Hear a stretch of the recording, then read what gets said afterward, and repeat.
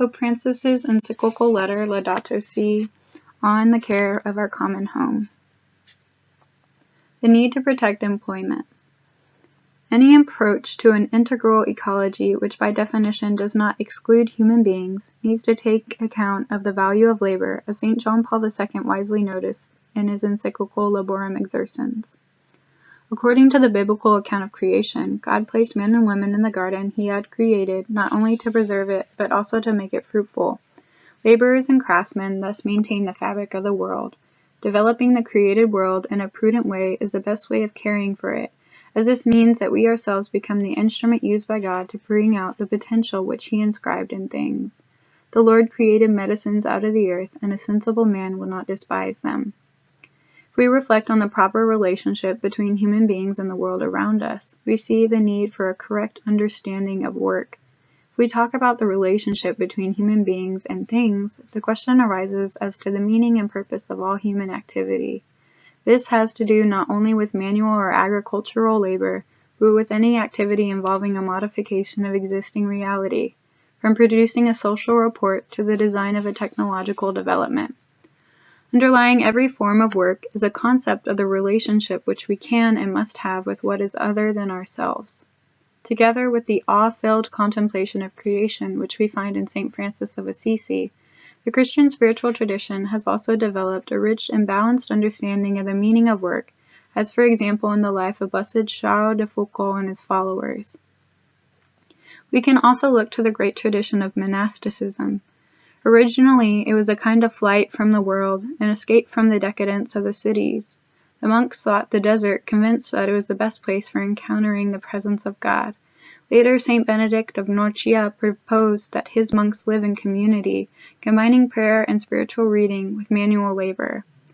Seeing manual labor as spiritually meaningful proved revolutionary. Personal growth and sanctification came to be sought in the interplay of recollection and work. This way of experiencing work makes us more productive and respectful of the environment, and imbues our relationship to the world with a healthy sobriety. We are convinced that man is the source, the focus, and the aim of all economic and social life. Nonetheless, once our human capacity for contemplation and reverence is impaired, it becomes easy for the meaning of work to be misunderstood. We need to remember that men and women have the capacity to improve their lot, to further their moral growth, and to develop their spiritual endowments. Work should be the setting for this rich spiritual growth, where many aspects of life enter into play. Creativity, planning for the future, developing our talents, living out our values, relating to others, giving glory to God. It follows that in the reality of today's global society is essential that we continue to prioritize the goal of access to steady employment for everyone, no matter the limited interests of business and dubious economic reasoning. We were created with a vocation to work. The goal should not be that technological progress increasingly replace work, for this would be detrimental to humanity. Work is a necessity, part of the meaning of life on this earth, a path to growth, human development, and personal fulfillment. Helping the poor financially must always be a provisional solution in the face of pressing needs. The broader objective should always be to allow them a dignified life through work. Yet the orientation of the economy has favored a kind of technological progress in which the costs of production are reduced by laying off workers and replacing them with machines.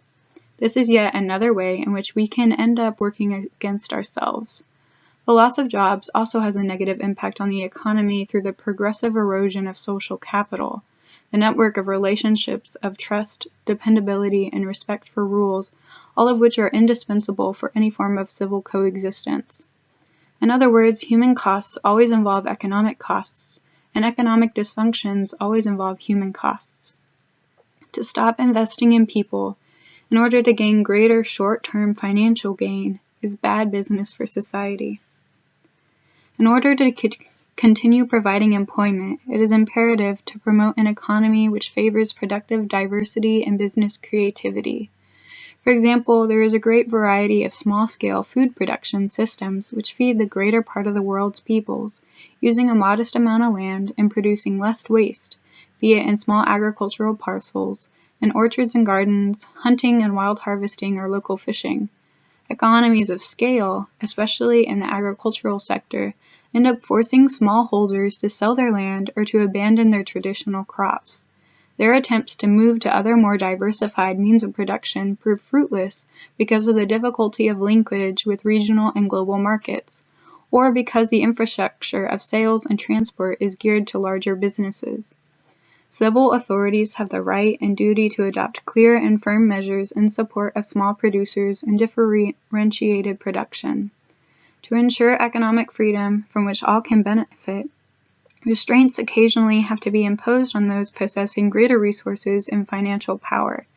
To claim economic freedom while real conditions bar many people from actual access to it, and while possibilities for employment continue to shrink, is to practice a doublespeak which brings politics into disrepute.